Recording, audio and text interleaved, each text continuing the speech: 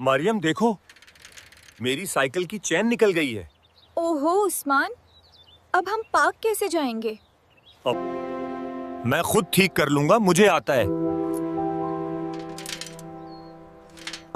लेकिन उस्मान, आपके हाथ गंदी हो जाएंगे।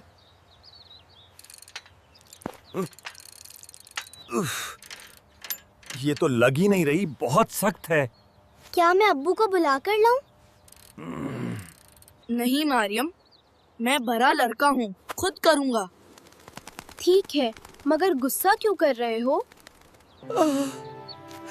मेरे अंगूठे पर चोट लग गई। देखो, मैंने कहा था ना, एहतियात करो। अब मैं कभी साइकिल नहीं चला सकूंगा। रोको उस्मान, रोना नहीं, मैं मदद करती हूँ। तुम कैसे करोगी? तुम तो छोटी हो। मैंने अब्बू को देखा था, वो पहले पेज ढीला करते हैं। चलो ट्राई करते हैं, मगर ध्यान से।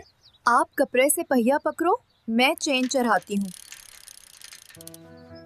वाह मरियम, तुमने तो चेन सेट कर दी। देखा, मिलकर काम करने से सब आसान हो जाता है। सॉरी मरियम, मैंने तुम पर गुस्सा किया था। कोई बात नहीं उस्मान, चलो अब रेस लगाते हैं। देखा उस्मान साहब, मैं आगे निकल गई हूँ। अरे रुको मरियम, इतनी तेज मत चलाओ।